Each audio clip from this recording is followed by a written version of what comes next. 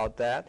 I jump on every issue that comes up. Because and I force other people to take a stand. You know, people say, "Wow, you know, you must be going night and day." Yeah, practically, because every time I see an insult, you know, Bill Maher, who I happen to like, was a little insulting when he made his Choctaw remark, and I said, "No, we can't allow that. Even the guys we think are friends, if they misspeak, they have to be corrected." You know, and to allow even the smallest insult is to condone it, and then we deserve what we get because we don't stand up and we don't speak out. Right. So can you talk a little bit about how you got into the political movement, the civil rights movement?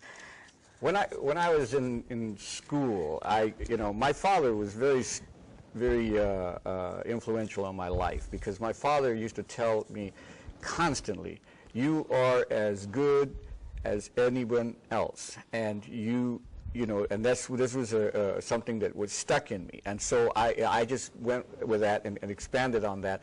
Then that would mean that we are all equal on this earth. All people are equal, and I saw in the '60s. I was a child of the '60s, and I saw the fighting for black civil rights, and that affected me. And I joined that movement, and I was very involved with the black civil rights movement. In fact, I used to, I started playing, that's something people don't know, that I've been playing guitar since I was 15.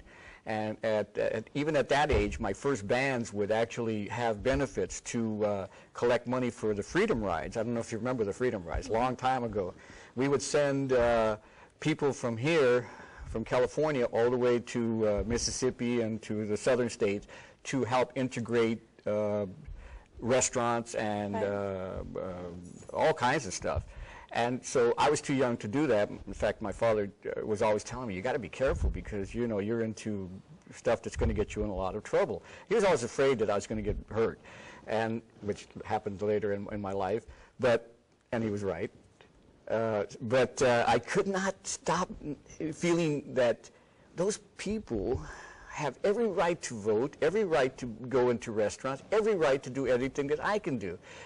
And what really, really got me involved was that at the age of 16, because I was a rocker, and it was the hippie days, and everybody was growing the hair, and I started to grow my hair out, and my hair was long, and what happened was I went to Northern California. We're talking the 60s. This is 1964. And I went up to Northern California, to the town of Sonora, and I went into a restaurant with a couple of friends of mine, and the owner came to me and said he wasn't going to serve me because they don't serve Indians there. I was stunned, and that just brought it to me. I wasn't hurt. I was upset. I was too dumb to be hurt. I was like, "You can't talk to me that way." I remember because he came to me and he said, "I'm sorry, but we don't serve Indians here." And my response to him was that I didn't order any, and so yeah. Bad joke, because he said, "You think you're funny, boy, but there's a crowd out there that's going to beat you up." In fact, he actually felt bad for me, and he let me out the back door. So I took off. He said, "You got to go." And this is in the '60s, that we're talking about. Just recently, we were back up there in that area, and I was talking to somebody. I was sitting at the restaurant, and I told the waitress, "It's so funny, 4 years ago I was here, and I couldn't even eat in the restaurant. Now, you've got powwows in Northern California, yeah. But people don't understand that was happening to our people. So I was able to go from the black civil rights movement right into the Native civil rights movement, So, I remember in the 70s, there was a big uprising in America between, we have the black civil rights movement that, came from, the 60s and moving forward into the 70s. Historically, looking back, that was the modern uprising for the Native people. Right. What do you think the difference is? What has happened to the people, the Native people, the difference between that civil rights movement that we were going through in the 70s to now? We've really become very complacent. I think that tribes with casinos are sitting back on their casino money and not thinking about anybody else anymore.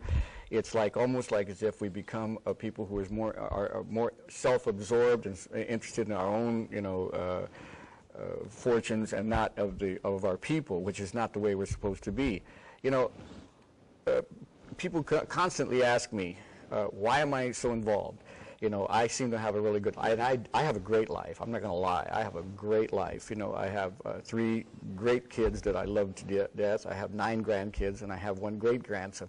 But that even magnifies the issue for me, that I have to do something to make things better. See, because now I have a legacy that's going to keep going. You have to make and in the old days of our people, we would always leave something better than when we found it. If not the same, at least better. And we don't do that anymore. And so we're starting to, sometimes I think I grew up in the wrong era. When the American Indian movement first started, my cousin was very big. In fact, he's still a very good friend of Dennis Banks. In fact, Dennis Banks, I think, is a godfather of one of my cousin's kids. And that, when I started looking at that time, I'm so silly because I'm thinking, AIM, wow, they're so militant.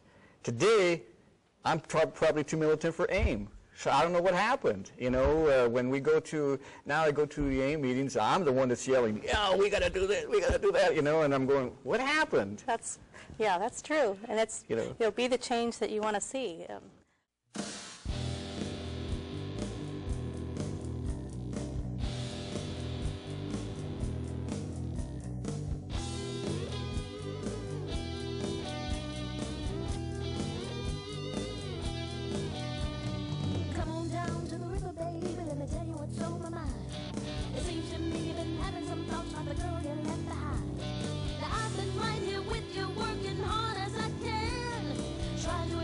Memory, but you keep messing up my plan, yeah.